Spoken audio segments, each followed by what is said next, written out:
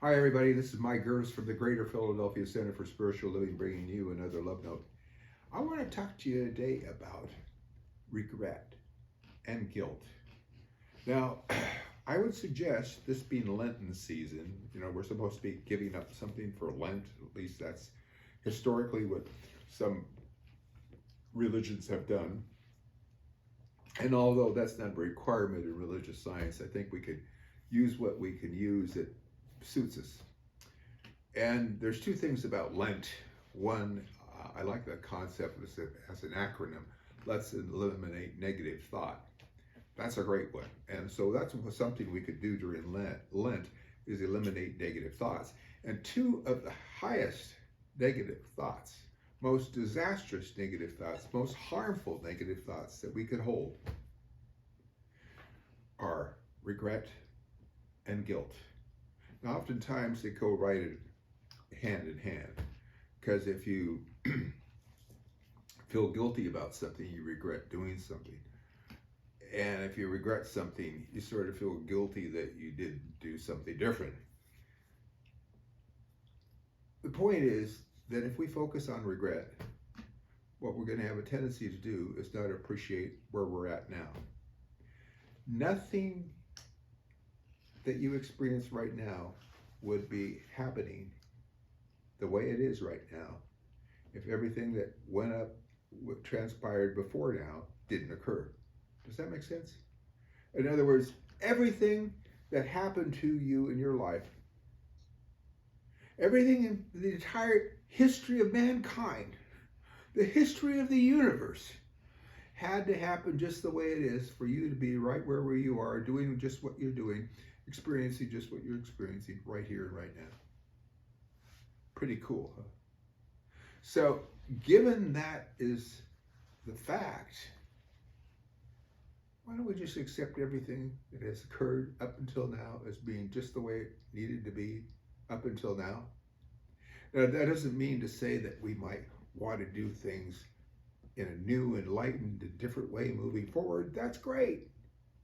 But we have to start off with accepting ourselves and accepting the world and accepting situations the way they are in this moment, right where they are.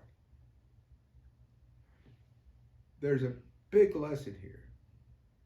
If we focus on what we don't like, what's our teaching tell us? What does our teaching tell us? We're going to get more of what we don't like. So the more we focus on what we did wrong, there's a tendency to experience more of doing things wrong. So stop that.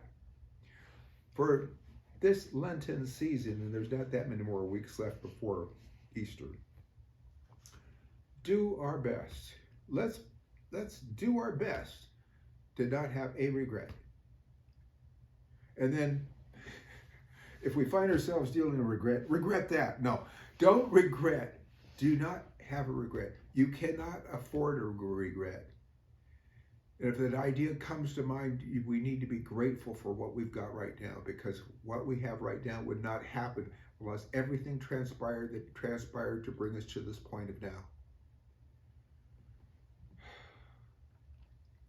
So let's be grateful. It helps, perhaps, if you want to write down a gratitude list, all the things you got to be grateful for. It's amazing what kind of a shift happens if you actually write it down. I did that the other day, and it was transformative. It got to be a long list, too, because there's a lot of things, if we think about it, we can be grateful for. And you don't have to compare yourself to other people or how bad it could be. Just be grateful for the good that is ours, the good that is yours, and the good that continues to express through you, as you, in you, you. Yeah. Life is very good. And if we felt guilty, that meant that we felt we were responsible for something. Here's a tip. If you would have known better, you probably would have done better. And if you said, well, I knew better, but I did bad anyway, that's because you didn't know a better way to get your needs met. If you have an unmet need, take a look at what that unmet need is. And then find an intelligent way to have that need fulfilled. A lot of us have feelings of anguish or anger or whatever is going on with us, and we don't really take a look at whatever that feeling is behind that. And so we act out in sometimes very unfortunate ways. In some of those ways, yes, people feel guilty about. But oftentimes it's because they're trying to fulfill unmet, unrealized needs.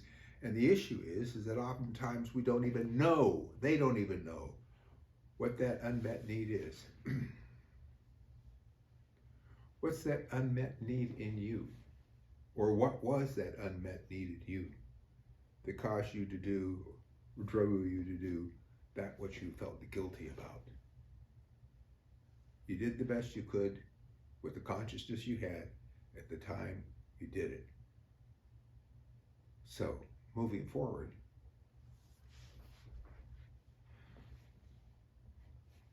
let's wipe the slate clean. Let's know that we move through this day as an expression of God life, God love, and that we're blessed, and that you and I are the beloved son and daughter of the Most High, that finds expression by means of us and continues to find a greater expression and raise us up in consciousness so that we may do our work in expressing that life. That's all for today. I want to thank you for tuning in. Make sure you tune in tomorrow to hear Reverend Dr. Maxine share with us with another wonderful love note. And until then, bye-bye.